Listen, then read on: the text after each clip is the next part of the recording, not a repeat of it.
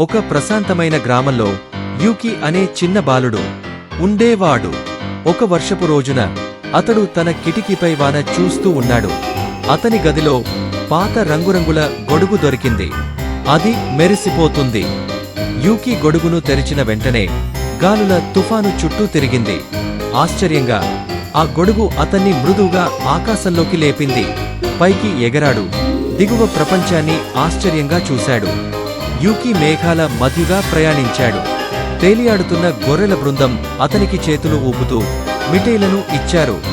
యూకీ ఒక ద్వీపంపై దిగాడు. అక్కడ చిన్న చిన్న బొమ్మల వంటి పక్షులు ఉండేవి. అవి సంగీత పెట్టెలా పాటలతో కిలకిలలాడేవి. అవి యూకీని స్వాగతించి వారి సంగీత గోపురాన్ని మరమ్మతు చేయమని అడిగాయి. యూకీ ధైర్యంగా గోపురంలోకి ప్రవేశించాడు. అక్కడ మెరుస్తున్న పజిల్ గాలిలో తేలుతూ ఉండింది.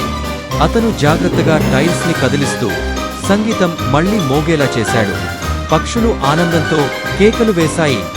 ధన్యవాదంగా బొమ్మ పక్షులు యూకీకి ఒక మేఘం ఆకారపు సంగీత పెట్టెను బహుమతిగా ఇచ్చాయి.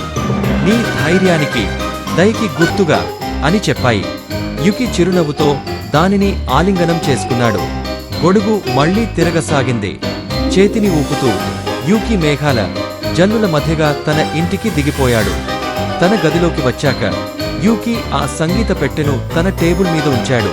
ప్రతిసారి దాన్ని తెరిస్తే ఆ మృదువైన సంగీతం ఆకాశాన్ని, అతను చేసిన స్నేహాలను మరియు నమ్మిన వారికి మాయాజాలం నిజమే అని గుర్తు చేస్తుంది.